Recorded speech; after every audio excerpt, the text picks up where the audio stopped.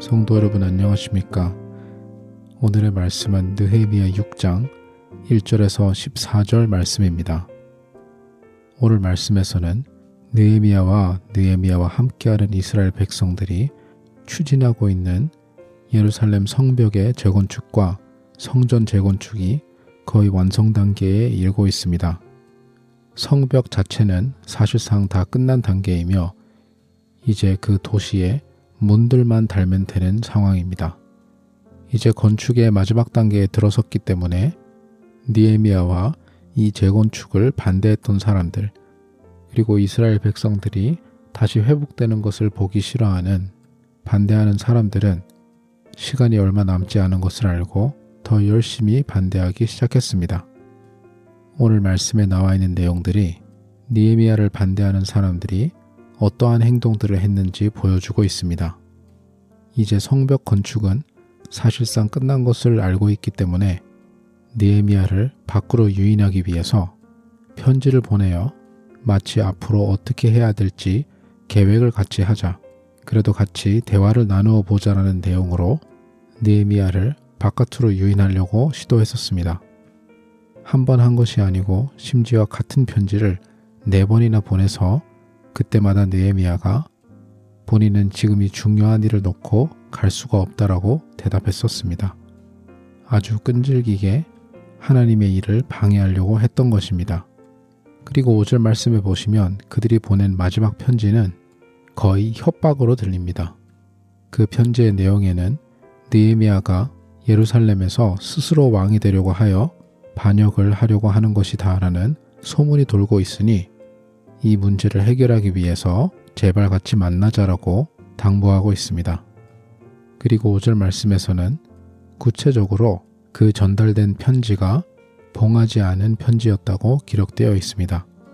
그 이유는 느헤미야에게 이 봉투에 있는 내용들은 벌써 많은 사람들이 알고 있기 때문에 소문이 벌써 이렇게 많이 돌았으니 조심해야 할 것입니다. 그러니까 우리와 만나야 할 것입니다를 사실상 협박하고 있었던 것입니다.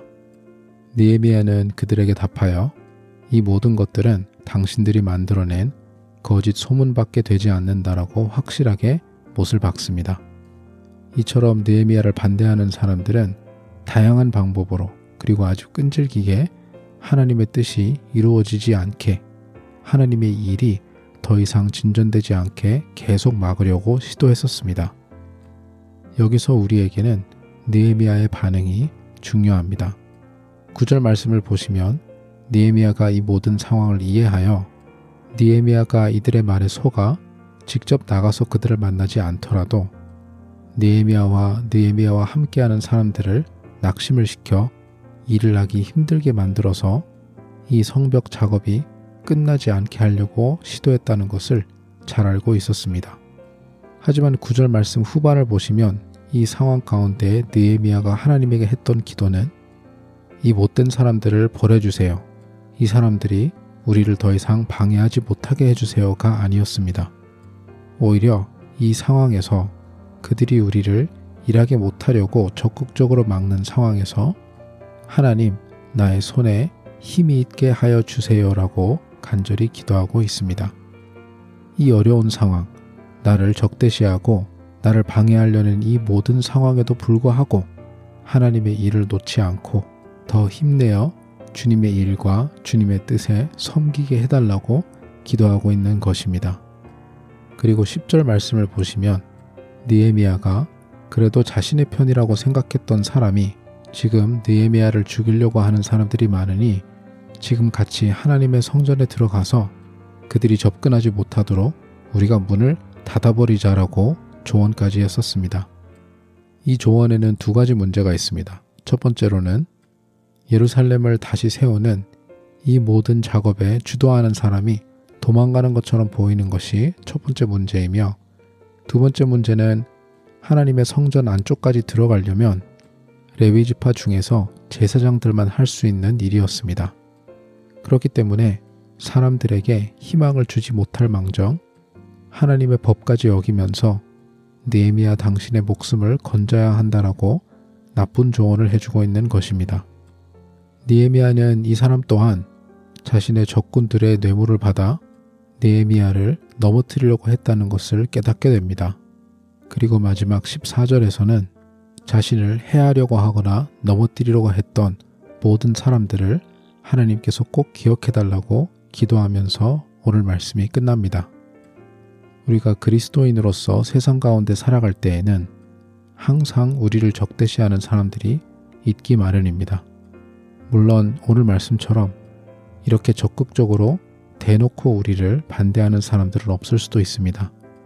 하지만 우리가 하나님에게 더 가까이 나아가고 우리의 삶의 중심을 다른 것으로 두기보다는 하나님으로 두려고 더 노력할 때에 다른 모든 일보다 하나님의 일을 더 우선시하려고 우리의 삶의 방향을 틀어갈 때에 우리의 삶 가운데 더 많은 영적인 공격들이 있을 것입니다. 이 공격들을 마주했을 때 우리의 반응은 오늘 말씀에 나와 있는 것처럼 해야 합니다. 물론 하나님께서 이 공격들을 없애달라고 평안한 가운데 있을 수 있게 해달라고 기도할 수 있습니다. 하지만 그 기도보다 더 중요시해야 할 기도는 어떠한 상황 가운데라도 지속적으로 하나님의 일을 할 수 있게 해달라고 기도해야 합니다. 성령님의 도움을 받아 더 편안하게 신앙생활 하기보다는 상황과 어려움을 극복해 나갈 수 있는 더 강하고 더 깊은 믿음을 달라고 기도해야 하는 것입니다. 물론 오늘 말씀에 느헤미야가 했던 것처럼 우리를 어렵게 하고 우리를 힘들게 하는 상황을 하나님께 알려드리고 기도하는 것 또한 필요합니다.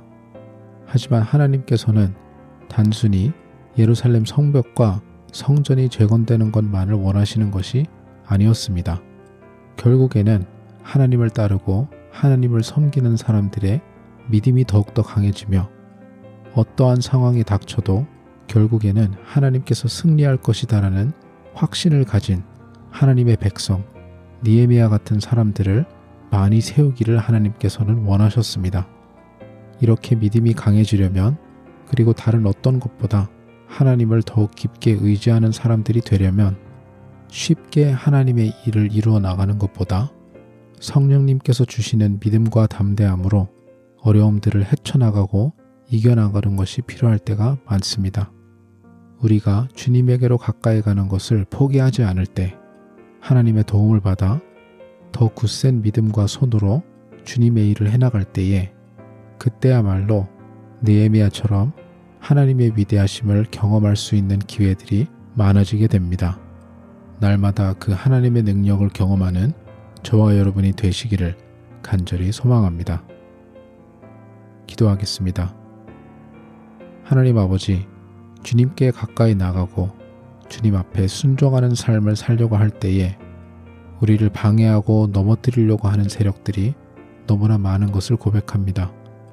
하지만 주님, 그 가운데서 우리의 마음과 우리의 믿음과 우리의 손을 굳세게 하여 주셔서 주님과 함께 그 모든 것들을 극복해 나가고 그만큼 주님에 대한 믿음과 소망이 커져갈 수 있는 저희 모두가 될 수 있도록 주님 인도하여 주시옵소서. 감사드리며 예수님 이름으로 기도드립니다. 아멘.